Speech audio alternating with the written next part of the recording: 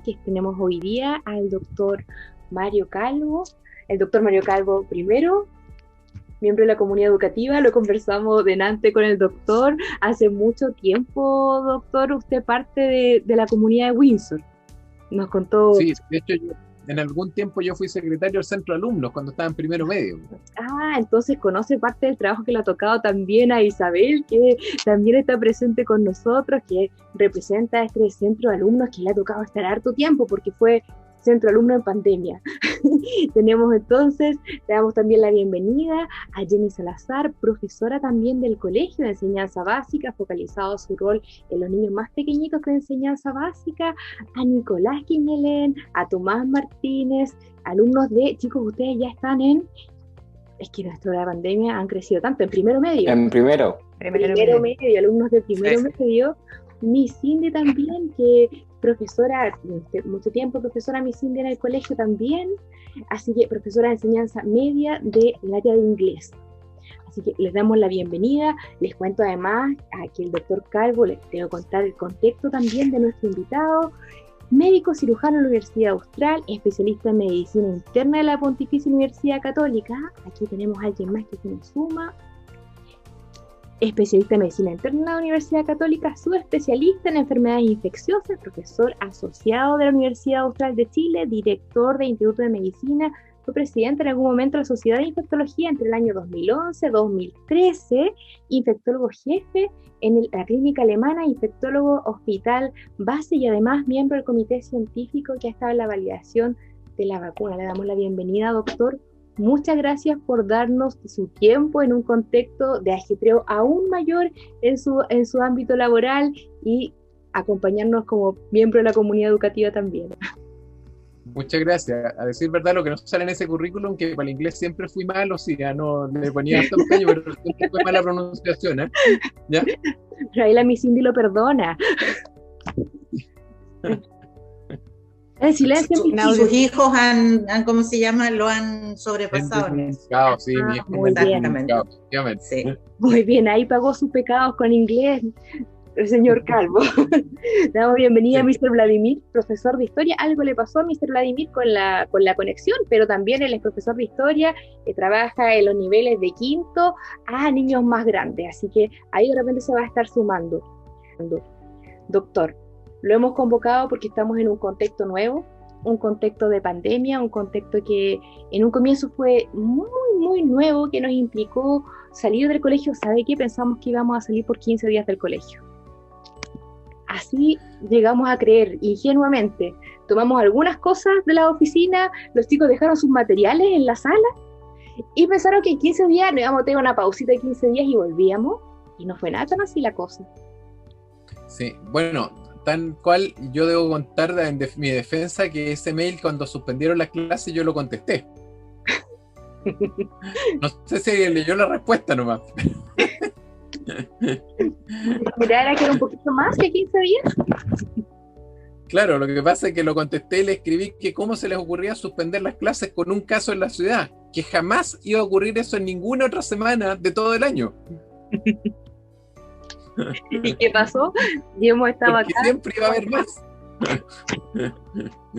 Pero como muchas cosas me tocó que no hubo escucha, pero así pasó, digamos.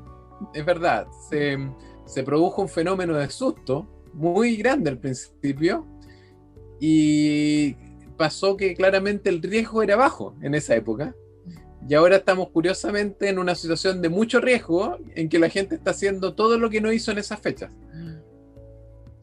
Y eso parece, doctor, que es un fenómeno bien especial. Nosotros conversábamos con los estudiantes en ese momento en el centro de alumnos, hablábamos con Isabel y decían las chicas que ya estaban todos muy encerraditos en un comienzo, que no salían nada, claro, como ni al jardín. Y ahora que hay más casos parece que no necesariamente es así. Claro, en un medio americano lo citaban que es un fenómeno que es típico de las personas, que si uno, por ejemplo, le toca trabajar en una grúa a 80 metros de altura, el primer día de trabajo uno está encerrado y no sabe qué hacer y no puede salir de la cabina por el miedo que le genera, ¿ya? Pero una vez que han pasado 2 semanas, uno anda circulando por la grúa como si no hubiera ningún riesgo. clásica en ese sentido es esta foto que alguna vez la habrán visto de los trabajadores en uno de los edificios de los rascacielos norteamericanos, principios del siglo XX, que están comiendo encima de una barra de metal. Salen muchas veces citadas. Y pasa eso un poco. La costumbre hace que el miedo se pasa y uno es incapaz de agarrar un número, un gráfico de cifra y decir, oye, ahora sí que estamos en riesgo. Y efectivamente ha pasado un poco así. Pero la razón que podamos conversar ahora, digamos, es que por primera vez, en vez de contarles, ¿sabes? Que tengan susto, tenemos la posibilidad de conversar, ¿sabes? Que tenemos una vacuna que podría cambiar el curso de lo que estamos viviendo. Y un poco lo que ha sido, no una sorpresa, sino que algo es de que esa vacuna, que a nosotros nos abre pura esperanza a los que trabajamos en esto, hay mucha gente que le genera mucho temor. Y un poco eso es lo que queremos sobre todo conversar hoy. ¿Por qué se produce temor a esta cosa? Muy bien, y desde ahí, doctor, contarle que nosotros, bueno, nos hemos ido reuniendo con cada uno de los que estamos presentes acá.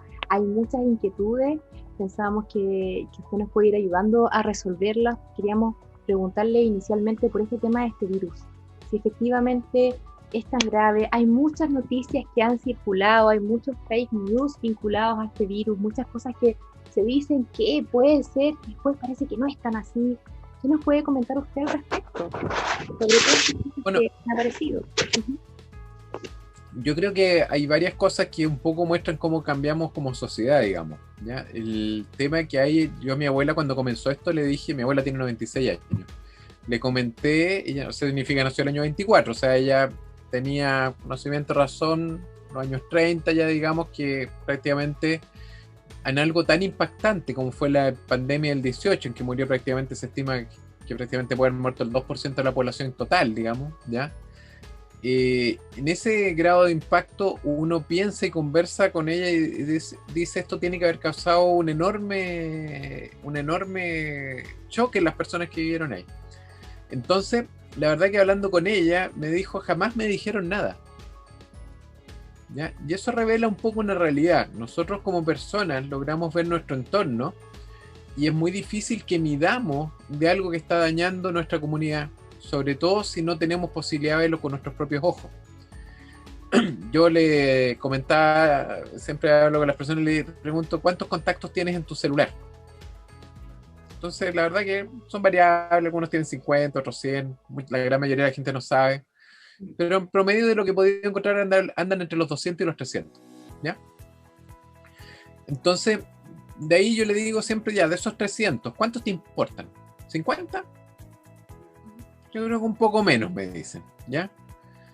Ya le digo yo. Entonces, si te importan 50, pongamos el número alto, y en este país muere 1 de cada 1000 personas, ¿te vas a enterar o no? No mucho, con dificultad. Si me estoy preocupando de 50 y siguiendo 50, difícil que me entere. Bueno, 1 de 1000 son 19.000 personas para nosotros los chilenos, ¿ya? Y eso la verdad que cuando uno lo mira como número es un número nomás, pero la verdad es que ahí le recuerdo de que cuando fue el terremoto, el 2010, murieron 600 y todavía estamos con juicios debido a que se considera que esa cantidad de muertos fue inaceptable en un evento que fue súbito, que no teníamos posibilidad de predecir ni de manejar. Curiosamente, en esta situación que llevamos prácticamente un año, que vamos manejando, que sabemos cómo se domina, que sabemos que hay países que han logrado controlar totalmente, no se considera de la misma envergadura para muchas personas. ¿Por qué? Porque el terremoto lo sientes y lo sabes, nadie te puede desmentir que el terremoto existió. Pero este es un terremoto silencioso, porque las personas que se enferman, nosotros las encerramos en los hospitales, no dejamos que el resto, las que se enferman graves, no dejamos que el resto se la vea y por lo tanto nunca vio lo que les pasó. Solo le informaron que se había muerto y la verdad que donde todo el mundo puede ocurrirle que se fallezca, no se ve. Pero lo que está ocurriendo es un terremoto blanco, un terremoto invisible, que está dañando nuestro país, está dañando a las personas y está causando estragos en lo que va a ser el futuro de estos jóvenes, en el sentido de que va a haber un freno tal, de lo que es el desarrollo, que eso va a generar que van a demorar muchos años en recuperar lo que frenamos el país. Inquietudes, habíamos mencionado, por ejemplo, dentro de estas cosas, doctor, que aparecen, 2 elementos que surgen bastante entre la inquietud. Uno, uso de mascarilla prolongado. ¿Ya? Uso de mascarilla prolongado como un elemento que es nocivo. Desde como que te sientes ahogado todo el tiempo, que no respiras bien, hasta la pérdida del olfato se había aparecido por ahí. Sí, esto me lo han preguntado varias veces y bueno, hay varias cosas que podría comentar. O sea, esto de la pérdida del olfato me preguntaban exclusivamente si podía ser de que el uso de mascarillas produjera la pérdida del olfato y no la enfermedad del COVID. La verdad que lo de la pérdida del olfato se describió al principio de la pandemia cuando todavía no se estaban usando mascarillas. Comentaba que la última paciente que debutó con pérdida del olfato y que vi, precisamente la tenía hospitalizada. Entonces, cuando hospitalizado no les usamos usar mascarilla durante la hospitalización, por lo tanto llevaba una semana sin mascarilla y le apareció la pérdida del olfato. Y por otra parte, esto es una situación vivida, digamos, la gente que trabaja en pabellón debe andar el 40% de su tiempo laboral de la semana, o sea, estamos hablando de las 44 horas semanales, pongámosle un 4, debe andar al menos unas 20 horas semanales de usar la mascarilla puesta, la mascarilla quirúrgica. Eso, excepto por las vacaciones y otras cosas y permisos, estaríamos hablando de 46 semanas al año durante toda su época laboral, durante 35 años. Y nunca hemos encontrado como enfermedad laboral que la gente pierda el olfato por el uso de mascarilla durante 35 años. Entonces creo que es como poco planteable en esas condiciones de que ahora la gente que empezó a usar en la comunidad mascarilla unas cuantas horas al día podamos considerar la posibilidad siquiera que pueda perder el olfato por eso. Perfecto. Menos enfermedades laborales de otro tipo, ¿ya? Uh-huh. Doctor, y el otro elemento, y Mr. Vladimir después viene con la consulta, pero el otro elemento que nos surgía tenía que ver el rol de las fiestas o carretes o juntas en el contexto de pandemia. Hemos visto que hubo una mirada primero en los medios, en donde se responsabilizaba a este tipo de encuentros. Después dicen, a lo mejor no están así, se manipulan las cifras. ¿Qué nos puede comentar usted? Bueno, en Chile y antiguamente en España, durante el tiempo de la primera ola, se midió que la mayoría de los casos estaban vinculados a lo que eran reuniones de cualquier tipo, amigos, familiares, similares, juntas, todo, efectivamente toda esa lista grande de gente de formas de llamar a la entretención, ¿ya? Otra vez me acuerdo que alguien lo incluyó en la Academia de la Lengua porque dijo que el alcohol se nombraba de 1000 maneras. Con los carretes pasa lo mismo, la gente les va cambiando nombre para decir, oye, pero yo no te di permiso para un carrete. No, es que este no es un carrete, es una reunión, esta es una junta, este es un meeting, lo que sea. Bueno, cualquiera de esas formas que se llame, lo importante es que cuando se junta un número importante de personas son las condiciones ideales para la diseminación del virus, ¿ya? Y cuando se cambió esa situación en España, de que las reuniones de grupos, de amigos y familiares fue cuando se quitó el toque de queda en España, que fue alrededor del 20 y tanto de junio, y con eso en agosto la primera causa de contagio en España pasó a ser el ocio nocturno.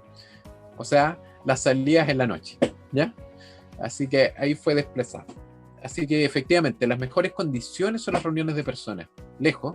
¿Por qué? Porque en las reuniones de personas habitualmente se consume algo, lo que ya es un factor de riesgo porque implica sacarse la mascarilla en algún minuto. Por otra parte, se habla fuerte, que también hace de que se permita que la persona respire más y esté siempre permanentemente saliendo restos de gotitas de la boca.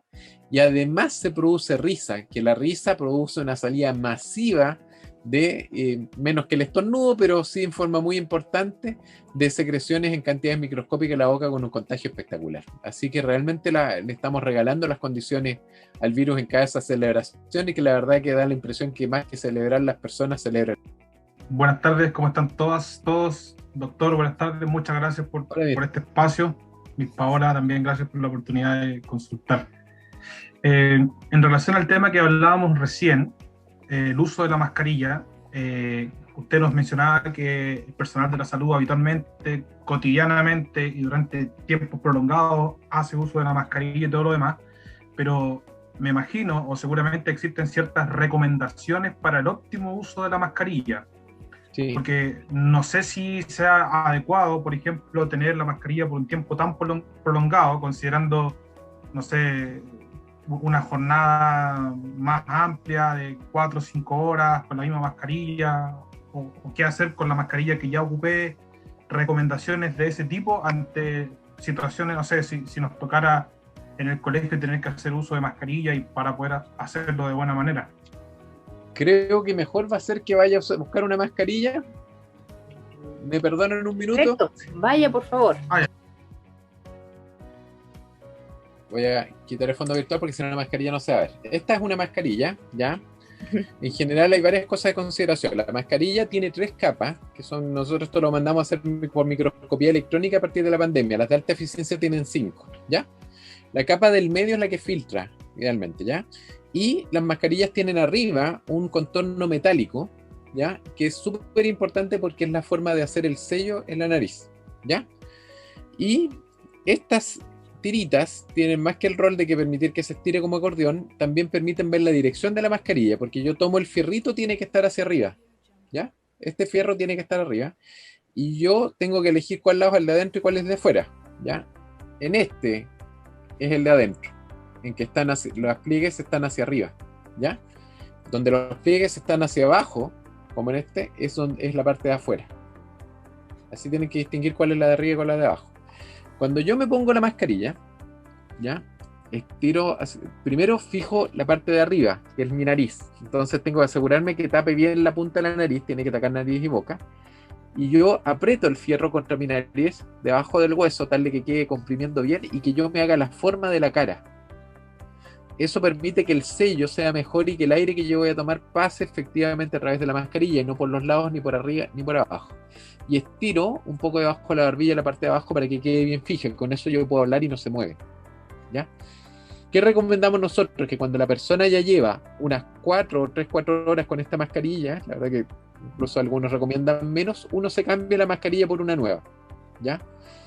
Como tal, la mascarilla no tiene un componente tóxico ni dañino en que se vaya produciendo problema. Por lo tanto, lo que yo hago es que me saco la mascarilla, la boto en un basurero, que la verdad es que para sacársela, ideal que uno no se toque acá, porque esto es un filtro, se va contaminando la parte con lo que va filtrando, y yo agarro acá atrás los elásticos y me saco así la mascarilla, ¿ya? Si uno es más hábil, que a mí me cuesta, la verdad, uno agarra la mascarilla y la dobla por delante, tal de que la mascarilla quede hacia adentro antes de que yo la bote, pero la verdad que es difícil, así que yo nunca lo hago. Y lo que hacemos es tirar la mascarilla idealmente con la parte externa hacia abajo y que quede en un basurero para que nadie la vaya a tocar, ¿ya? Pero no hay nada que vaya generando toxicidad si yo uso por tiempo prolongado la mascarilla. Sin embargo, en personas que tienen, por ejemplo, una enfermedad respiratoria crónica que les cuesta respirar, esto les implica una dificultad adicional. Les implica más esfuerzo. Así que efectivamente ese es un tema. También se escribió en Santiago, me acuerdo, contaban unos colegas de alguien que estaba salió a hacer deporte con una mascarilla de alta eficiencia. Entonces eso, cuando yo tengo que respirar mucho, porque estoy haciendo deporte y estoy con una mascarilla de alta eficiencia, la presión negativa que hago es muy alta. Y esa persona tuvo un neumotórax, o sea, tuvo una pequeña roturita en el pulmón, producto de esto. Así que efectivamente no es la que se recomienda hacer deporte, digamos, con una mascarilla al menos de alta eficiencia puesta. Estas en general tienen un filtro bastante más suave, así que no hay tanto problema, ¿ya? Solo para aclarar el punto, las de alta eficiencia son las K95. Las que llaman las N95. N95, perfecto. Sí, o FPP2, ¿ya? Muy bien. Y este es el modelo del queso suizo, que un poco lo que quiere mostrar es que todas las barreras que usamos, mascarilla, distanciamiento social, lavarse las manos, son medidas parciales para un problema bastante más complejo. Entonces está el virus acá, pongo mi barrera, mascarilla, y igual el virus pasa en un porcentaje importante, me lavo las manos, igual pasa, estoy en una sala aireada, y solo el uso de todas las cosas es lo que finalmente permite frenar la diseminación del virus.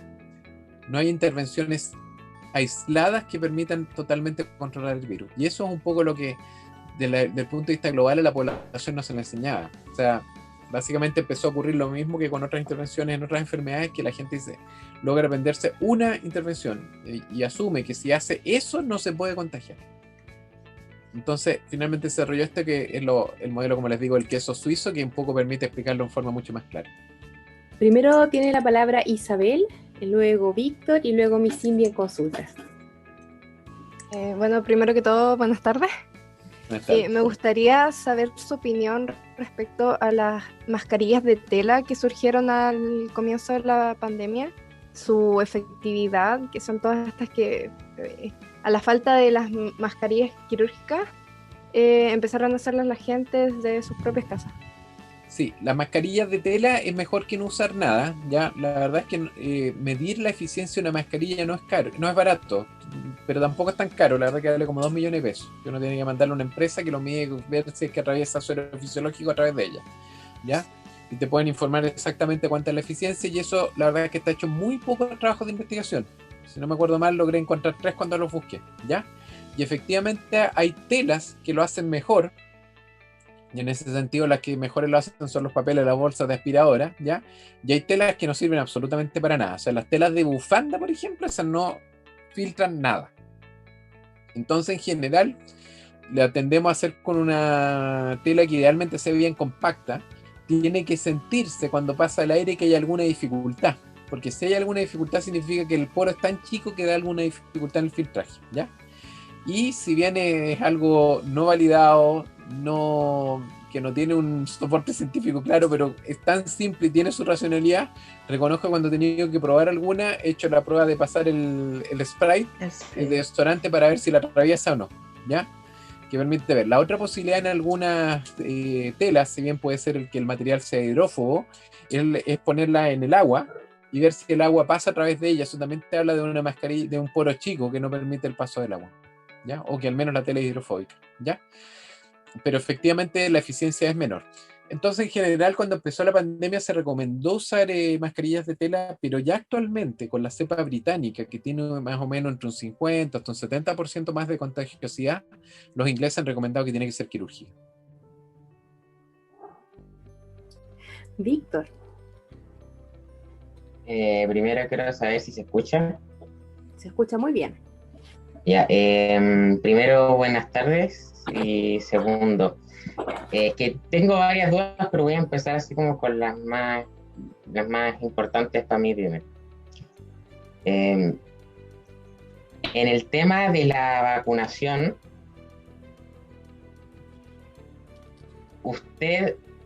primero usted ¿con qué se vacunó o no?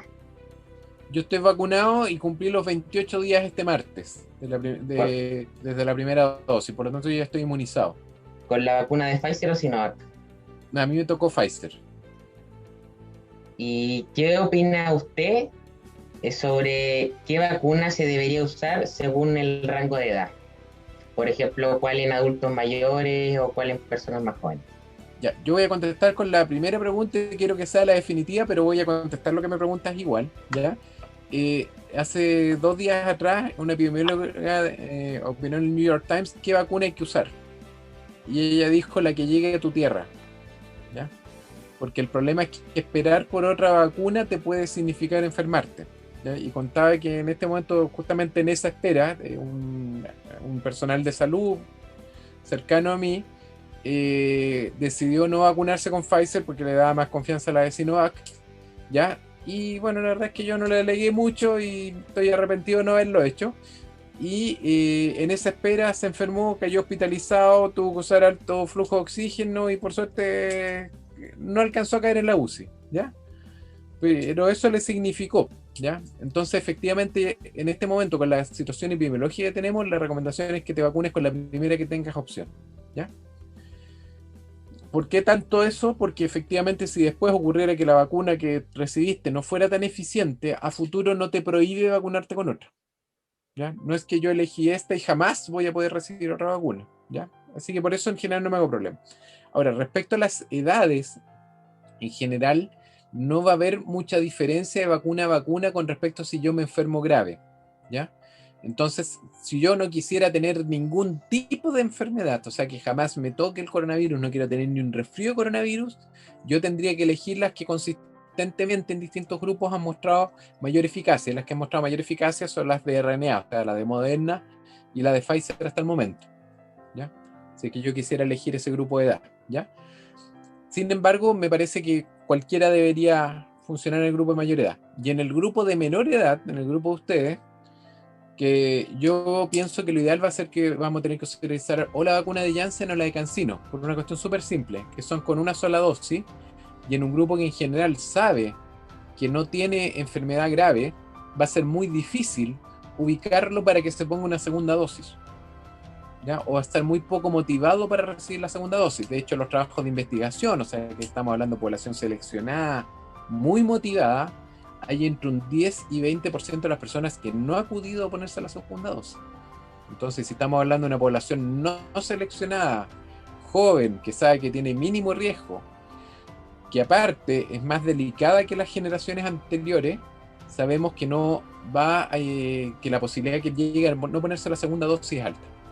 Mi Cindy estaba también con una consulta. Sí, un poco con lo mismo, Mario. Bueno, previo a la vacunación de la población en general, ¿no es cierto?, de los adultos mayores, sobre todo estos días empezaron a aparecer muchas noticias, entre comillas noticias, en Twitter, por ejemplo. Ya ardía Twitter con el tema de que básicamente mejor que no te pongas la Sinovac, porque si no, poco menos que ibas a salir hablando chino, el teléfono te iba a controlar la mente, qué sé yo, un montón de cosas, o sea, las teorías más insólitas. Y también hay un grupo no menor de gente que es antivacuna, no solo anti la vacuna del coronavirus, sino un movimiento, digamos, antivacuna, y que tampoco, y que pasa, ¿no es cierto?, por un tema de falta de empatía, mucho, porque aquí me estoy vacunando no solamente para mí, sino también para proteger al resto de las personas que están alrededor mío. ¿De qué manera nosotros podríamos, por ejemplo, pensando en el colegio, Mario, no sé, somos 80 profesores y pudiera pensar que hay 10 profesores que no se quieren poner esta vacuna? Esto es una elucubración mía, no tengo idea si hay alguien que diga que no, pero ¿qué podría pasar? ¿Cómo podríamos nosotros revertir esta situación? Sí, o sea, no se puede obligar porque es voluntaria, eso lo tengo claro, pero ¿qué podríamos hacer?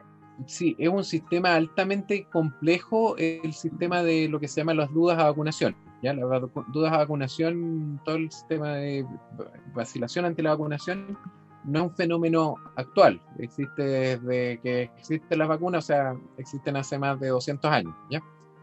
Y según los argumentos utilizados han ido variando según la época y según la forma que puede tener el tipo. Los primeros dibujos lo que hacían era ponerle a las personas que iban a recibir vacunas, cuernos, colas de vaca, cueros y todas esas cosas, porque decían a la gente que eso le iba a ocurrir, que donde era un producto vacuna iban a empezar a aparecerle en el cuerpo trozos de vacuna integrados a sus personas.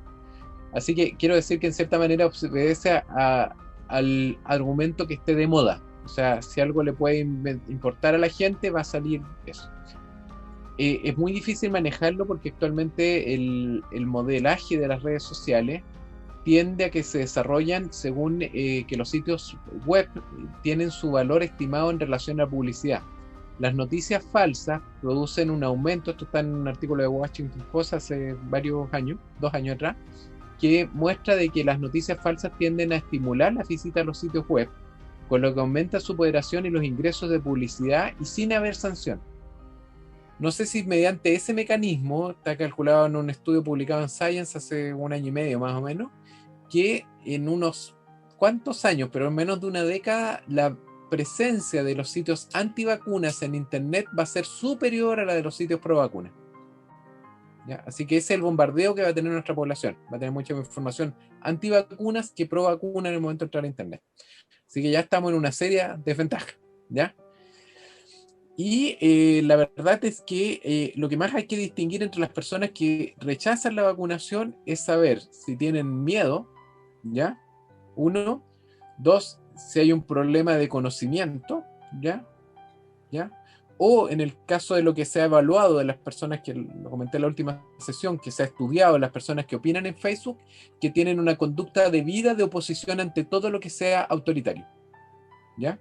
Ese último grupo es imposible de convencer. Así que con ellos no hay que perder tiempo, ¿ya? Solo hay que restringirle su poder de acción, ¿ya?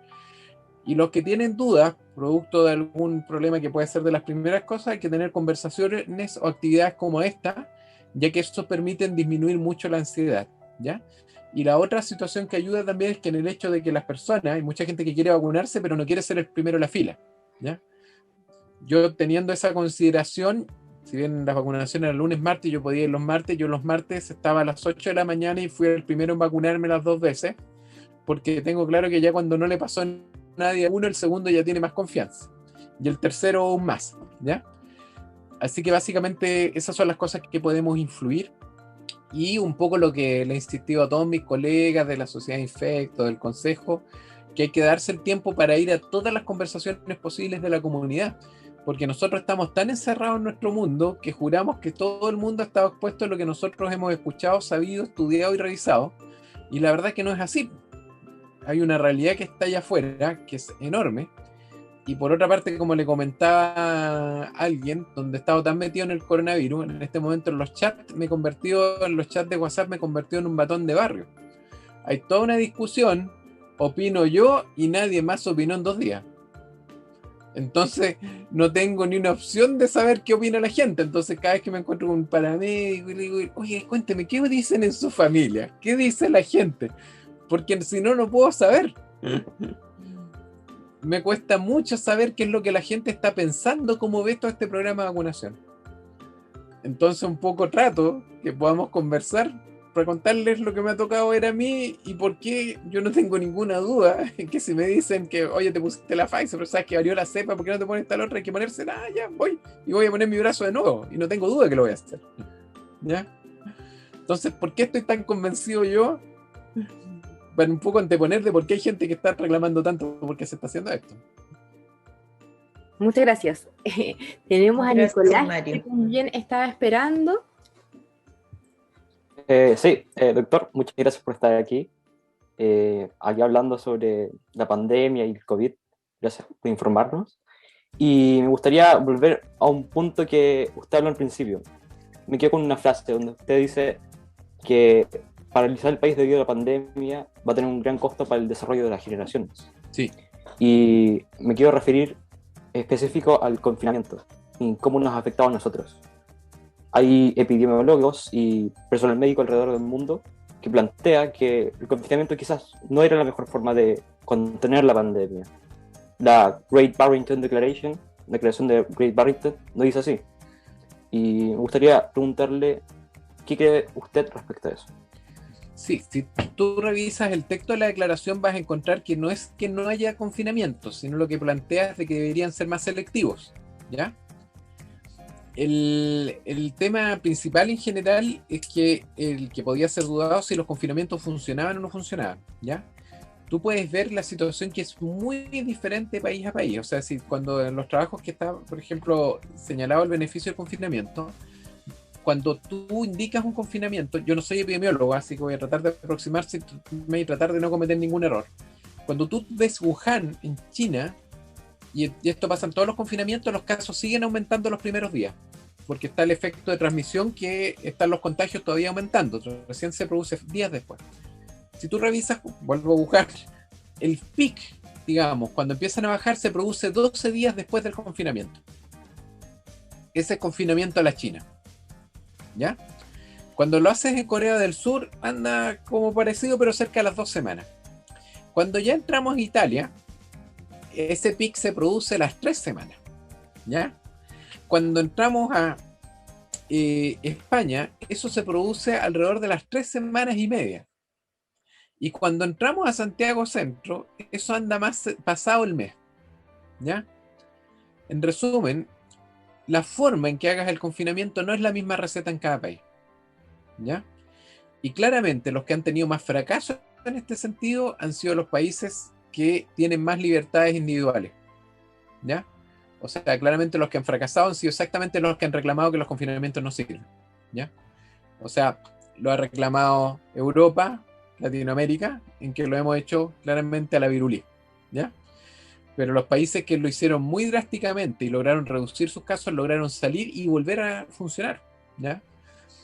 Yo tuve la oportunidad hace ya, debe ser unos 5 meses atrás, de estar hablando con un hongkonés respecto a este tema, y él me decía, nosotros tenemos libertad, nosotros siempre reclamamos que los chinos los tienen en las pésimas condiciones, bueno, el hongkonés exactamente, y él me decía, ustedes tienen solamente egoísmo y autosuficiencia. Y por eso es que están como están. Entonces, efectivamente, cuando tú vas a hacer una cuarentena, tienes que tener capaz de hacerla bien, ¿ya? Y si no la haces bien, efectivamente tiendes a producir más daño y es cuando se producen estos ciclos de cuarentena, que es lo que estamos teniendo en gran parte de los países occidentales, ciclos de cuarentena, apertura, que al final dañan a las personas, dañan a la economía y protegen poco a la población de la enfermedad. Es cuanto te podría opinar al respecto, pero tu pregunta es súper válida, digamos. Efectivamente estamos causando daño con la cuarentena y en ese sentido no deberían usarse como hasta última decisión, ¿ya? Pero implican toda una serie de medidas. Y en este sentido, por ejemplo, la detección de las enfermedades, tú ves que en otros países las hicieron de otras maneras. Los coreanos prácticamente a la gente le ponían GPS para asegurarse, o los pasaban un celular para asegurarse que no saliera de su reclusión. Acá en Chile, nuestras autoridades legislativas no se encargaron de modificar las estructuras sanitarias para que pudieran controlar a la población. Entonces, por ejemplo, si tú te enfermas de COVID y va la autoridad a tu casa y tú saliste a la plaza, no tocan la puerta y tú no abres. Te pueden llamar por teléfono. Puede estar el ruido de la plaza atrás. Y tú puedes decir, no, sabes que estoy escuchando la radio, estoy en mi pieza y la verdad que no me siento tan bien y por eso no me voy a levantar a abrir. Y te tienen que creer, ¿ya? O sea, la única posibilidad que te pueden sancionar es que te pillan saliendo por la puerta de la casa o volviendo al centro. Entonces, claramente estamos hablando de recetas diferentes entre lo que hicieron en otros países, los países asiáticos versus lo que se hizo en otros países de Occidente. Da para largo, no te voy a aburrir más con historias, ya. Ya, pero muy buena tu pregunta. Buenas tardes. Y yo van dos preguntas, ¿ya? Que van mezcladas. Una, volviendo al tema también como de las vacunas. ¿Qué opina con estos medicamentos alternativos que han salido, que son para tratar otras enfermedades y que sirven como cierto inmunizante, que como para bajar un poco, se supone que los efectos del contagio, o sea, yo ya estoy contagiada, no evita el contagio, pero sí a lo mejor disminuye los síntomas o caer en un estado más grave? Y la otra es pensando en un posible retorno, que pensando contexto colegio, es en cuanto a quiénes van a ser considerados, yo pensando tanto como alumnos como personal del colegio en general, que tengan enfermedades de base. Entonces, ¿cuáles son esas enfermedades complejas y cómo ver esta situación para también tomar ciertos resguardos como colegio antes del retorno? Sí, a ver, voy a contestarlo el retorno primero, ¿ya? Yo creo que lo ideal sería que el retorno del colegio se volviese cuando todos los profesores estén inmunizados. O sea, completen un mes de vacunado. O sea, mi opinión personal. Eso, nivel de evidencia bajísimo y de capacidad de decisión también baja, ¿ya? Lo más probable es que las autoridades van a decir otra cosa. Yo no me voy a estresar por eso, sí, hasta que estemos tipo 25 de febrero, porque recién ahí yo creo que las autoridades van a tomar una decisión que podamos creer que es la que va a ser la final, ¿ya? Después de considerar esa situación, el problema más grave, ya los vacunados no debería ser un tema, tanto las personas que tengan enfermedades crónicas, pero sí lo debe ser respecto a algo que me preguntaban, los niños que tengan enfermedades crónicas o que tengan un hermano que está sano y el hermano tenga una enfermedad crónica, ya que en este momento, fuera de las medidas habituales, a esos niños no tenemos que ofrecerle en este minuto. Y ese yo creo que es el punto que no hemos saldado y que es el más complejo. Porque la verdad es que en ese caso, esos niños deberían quedarse en la casa, ellos y sus hermanos, ¿ya? Y sus padres idealmente alejados de todo porque están inmunizados los papás por el riesgo que generan, ¿ya?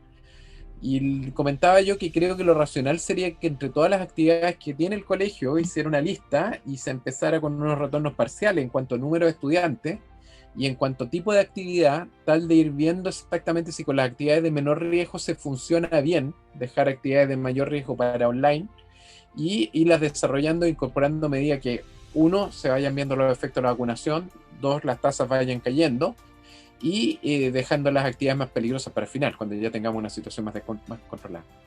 Eso es lo que yo, al menos en mi opinión personal. No soy epidemiólogo, así que dejo en claro que ellos son las personas ideales para contestar esa pregunta, ¿ya? Y respecto a los fármacos, la verdad es que he comentado varias veces, digamos, la cantidad de fármacos que se han propuesto para esto no son algunos, no son decenas, son cientos, ¿ya? Por lo tanto, cualquiera tiene el mérito de decir que potencialmente podría funcionar, ¿ya? Yo estaba muy de acuerdo con hacer eso y jugársela por algo hace un año atrás. Ya, o sea, cuando estábamos en marzo, abril, quizás mayo todavía, usamos hidroxicloroquina porque teníamos algunos argumentos, había un médico francés muy prestigioso que estaba teniendo resultados, y en esas condiciones de cero conocimiento, la verdad es que uno actúa por cosas empíricas, ¿ya?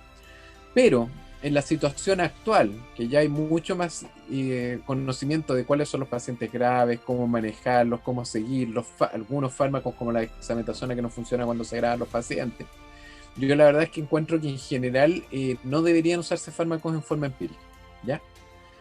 Sobre todo si hablamos de fármacos que disminuyen las defensas, porque potencialmente podrían mejorar la situación, pero también podrían empeorarla. Y donde resulta que el porcentaje de personas que se agrava de COVID es tan bajo, porque estamos hablando de que prácticamente el 7% va a ser el que se va a hospitalizar más o menos, ¿no? Es muy difícil, a menos que uno tenga cabeza calculadora, estimar cuál fue la diferencia entre que no se agravaran 93 versus que se agravaran 95, o sea, que no se agravaran 93 versus que no se agravaran 95, que es el beneficio que vamos a buscar en buenas cuentas. Es muy sutil la diferencia para que eso no se logre apreciar fuera de un trabajo de investigación. Por eso que en general yo creo que donde se ha probado a tanta gente y en este momento están saliendo las publicaciones de los trabajos que empezaron en abril, mayo, que ya están completando sus diferencias, yo creo que hay que esperar lo que está resultando en esta semana, meses, de fármacos que podrían resultar. En este momento estamos con el asunto de la colchicina, que hay un trabajo canadiense que fue el primero en mostrar datos en un trabajo bien diseñado, que es lo más importante, y que es un beneficio muy chiquitito, pero que potencialmente existe, y yo creo que eso es lo que tenemos que sedimentar primero. Hay otras intervenciones efectivamente que se están esperando, como la ivermectina, pero tiene la desventaja que también los estudios que se han probado y que apuntan en beneficio son de muy mala calidad, ¿ya? Y es lo que han criticado los norteamericanos, que si bien hay datos que apuntan que puede funcionar, efectivamente no está claro bien la utilidad. Algunos han citado de que la India ha ido disminuyendo los casos ahora porque usaron mucha ivermectina, pero también usaron favipiravir, ¿ya?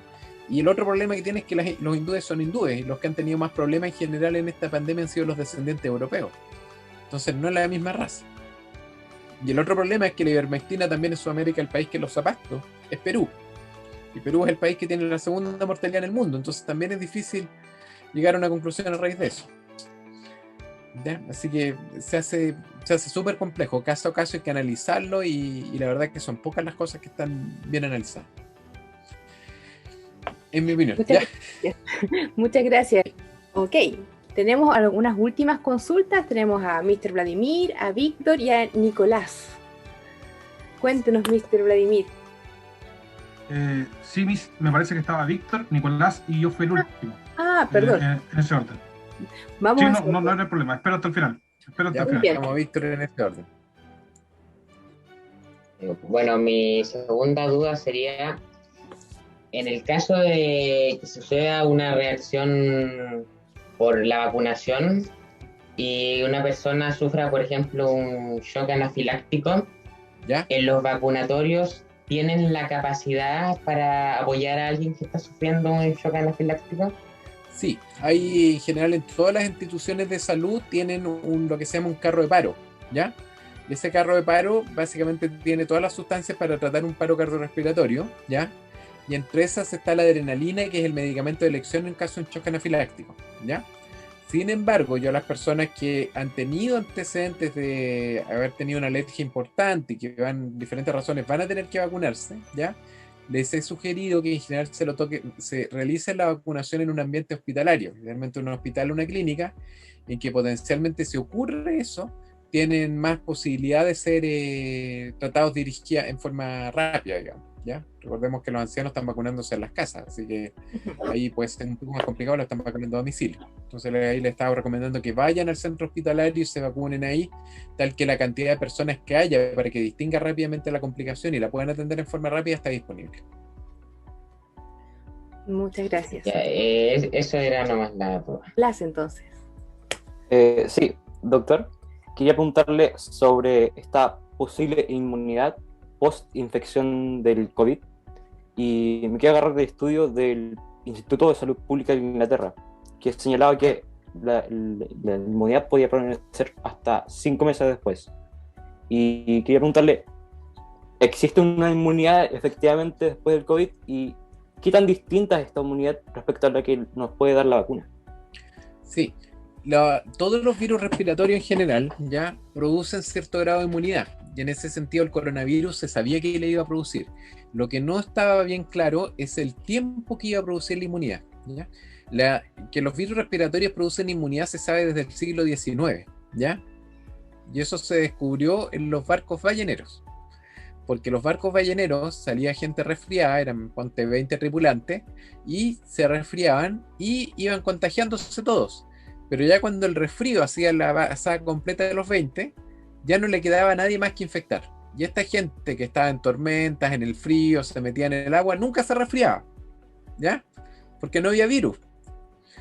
Pero volvían al puerto, después de todo este tiempo que andaban remando ballena, y ahí se enfermaban de nuevo, ¿ya? Entonces, efectivamente, que había inmunidad contra los virus respiratorios se sabía, y esto fue lo que se empezó a medir, ¿ya? Hay dos maneras de medirlo. Uno que lo midieron varios grupos. Uno de esos, por ejemplo, es el grupo del Mount Sinai en Nueva York, y que midió que efectivamente los anticuerpos, que primero se dijo que duraban 3 meses, lo probaron múltiples grupos que duraban 3 meses, y después siguieron ellos y se dieron cuenta que los anticuerpos neutralizantes, que son lo importante, duraban 6 meses y que la inmunidad era no tan corta como se pensaba. Y efectivamente salió el estudio inglés que tú estás mencionando ahora, que mostró que perfectamente ya en los 5 meses la situación funcionaba bien, con prácticamente un 90% de protección. Por lo tanto, uno podría plantear cuánto es la inmunidad que se gana con respecto a la vacuna, ¿ya? Y las vacunas en general no todas están medidas con respecto a cuánto es el título de convaleciente, o sea, cuánto es la inmunidad natural versus la de la vacuna. Pero hay vacunas, como por ejemplo la de Pfizer, la de Moderna, la de Novavax, que en sus estudios publican como comparación los convalecientes. Y los niveles que consiguen los pacientes convalecientes son inferiores a los que se obtienen con vacunación. Por lo tanto, la inmunidad del convaleciente, esto no se ha demostrado todavía, debería durar menos que la inmunidad que nos dé la vacuna. Entonces se ha recomendado en general que las personas que tuvieron COVID igual se vacunen, ¿ya? Hace 4 días atrás, el mismo grupo de Mount Sinai publicó un trabajo muy interesante que vacunó con una sola dosis de Pfizer a la gente que había tenido COVID, y demostró que los niveles de inmunidad que adquirían en anticuerpos neutralizantes eran superiores habiendo tenido COVID y poniéndote una dosis de vacuna que no habiendo tenido COVID y poniéndose las 2 dosis de vacuna. O sea, claramente la inmunidad puede servirte. Eso no está todavía probado, ¿eh? Todavía ninguna autoridad en ningún país ha autorizado a poner una sola dosis de vacuna en las personas que tuvieron COVID. Pero la inmunidad de haber tenido la enfermedad es bastante eficiente. No sabemos cuánto va a durar, pero existe, ¿ya? Gracias. Muy buena pregunta. Mr. Vladimir.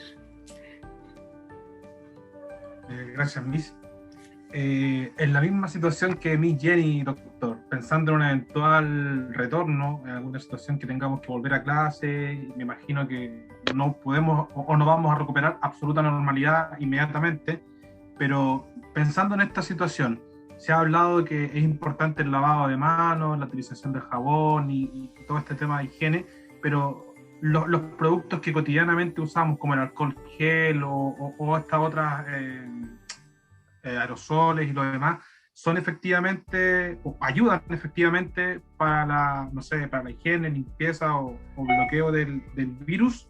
Y la otra pregunta, que seguramente el último paso que voy a tener, es si existe algún tipo de población que es recomendable que no se vacune. No sé, pienso en personas con alguna enfermedad complicada, personas embarazadas, mujeres embarazadas o algo así. Sí, actualmente tenemos solo en población para no vacunar a las embarazadas, ¿ya? Pero básicamente porque al igual que los niños, que es la otra población que no se tiene recomendación de vacunación, no están estudiados. Entonces, al no estar estudiados, se ha recomendado no hacerlo, ¿ya? Es posible que no pase absolutamente nada, pero por una precaución se ha decidido no hacer mientras no esté bien claro los efectos de la vacunación en esos grupos, ¿ya? Respecto a la eficiencia, efectivamente, todas las sustancias que se han propagandeado que matan el virus hacen eso, pero que efectivamente logren el control de la enfermedad es un tema diferente. De las medidas que usted mencionó, hay algunas que faltan y que se mencionan poco, efectivamente. Un profesor hablando en una clase en voz alta es una medida bastante eficiente para que el virus, el profesor, si está contagiado, lo contagie a los alumnos. Por eso en general he mencionado de que lo ideal sería que los profesores estuvieran contagiados para disminuir la probabilidad que se contagien, ¿ya? Si bien no está demostrado que en el caso que los profesores estén contagiados, o sea, se salte la vacuna, esa persona que está contagiada contagie menos, ¿ya? Sin embargo, como decía en un reportaje, a alguien que le preguntaban de esto, no conoce ninguna situación en que no se dé eso, ¿ya? Pero básicamente puede ocurrir. Entonces, primera cosa que a uno le gustaría, ojalá todos los docentes estén vacunados. Segundo, que va a haber que mantener lo más importante, que a mí más me gusta, es la capacidad de tener la distancia entre los alumnos, que ese es un tema complicado en las salas que tenemos en el colegio y en las salas de todos los colegios, ¿ya?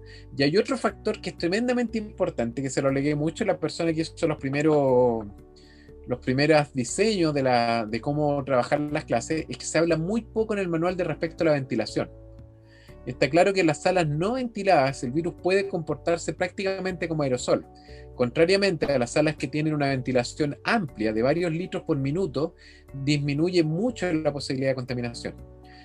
Lamentablemente eso está pensado bastante en Santiago, en unas temperaturas promedio bastante altas durante la gran mayoría del año. O sea, estamos hablando de que tienen unas temperaturas razonables prácticamente en el verano hasta abril y desde agosto. Pero nosotros ya tenemos circunstancias que a menos que contemos con un tipo de calefacción muy buena y que permita tener abierta una calefacción de patio, nosotros no podemos tener nuestras ventanas abiertas prácticamente desde el mes de abril hasta, me atrevería a decir, prácticamente mediados de septiembre. Entonces, ese punto de la ventilación es realmente importante y tiene que evaluarse la posibilidad de incorporar que las aulas o los lugares donde se haga, ojalá tengan que darse en espacios abiertos e inventar más actividades que permitan esa posibilidad. Víctor, no sé si tienes algún comentario de cierre. Sí tengo una duda, pero solo se alcanza el tiempo. Sí, se alcanza. Ya que bien. Tengo entendido que para el inicio del retorno a la presencialidad va a ser mixto. Se va a poder ir voluntariamente como presencial, o también se va a poder voy a poder hacer online las clases. En el caso de lo presencial, aunque el colegio disponga de todas las medidas, igual van a haber riesgos de contagio, porque sí, la probabilidad nunca va a ser cero.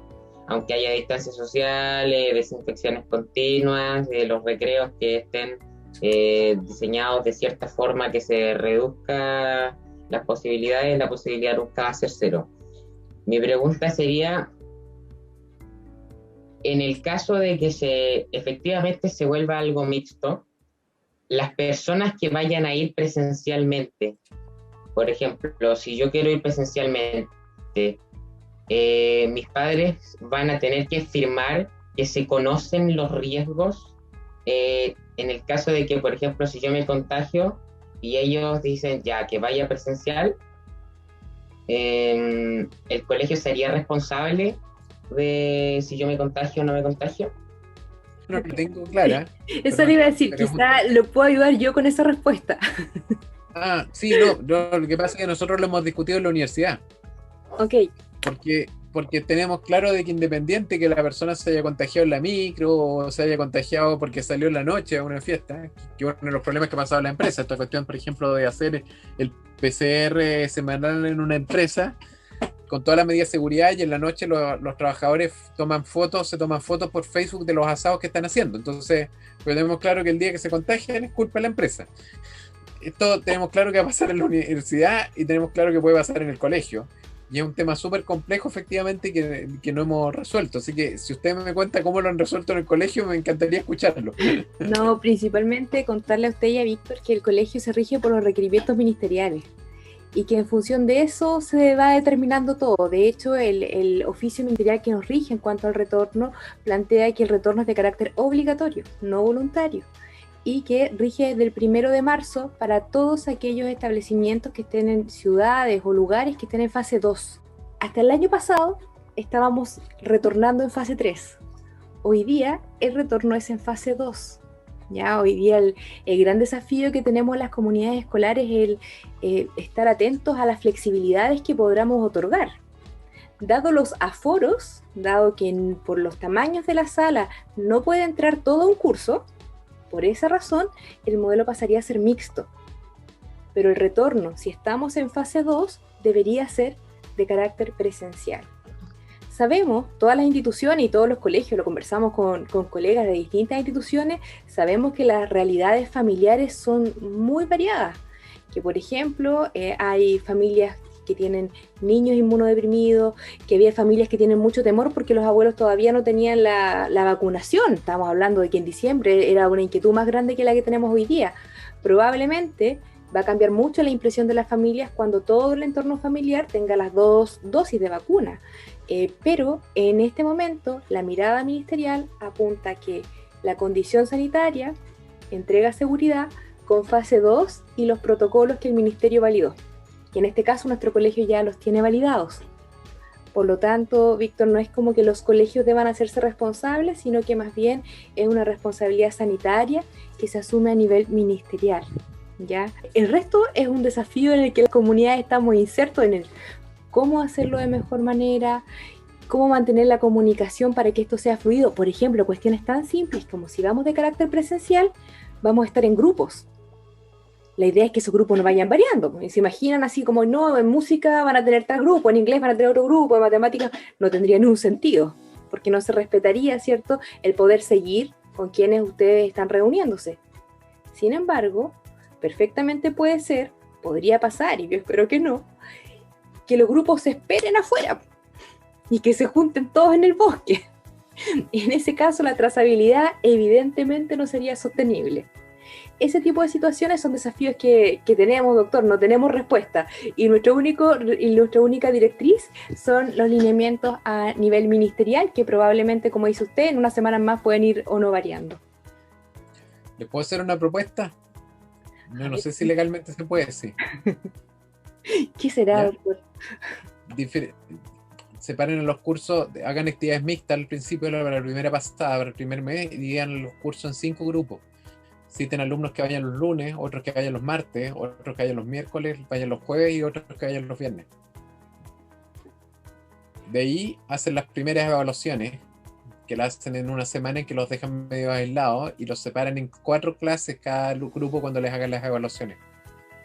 Tal que con eso van a quedar con 7 alumnos por sala para hacer las evaluaciones. Con eso pueden hacerlo con distintas distancias para que no se contagien.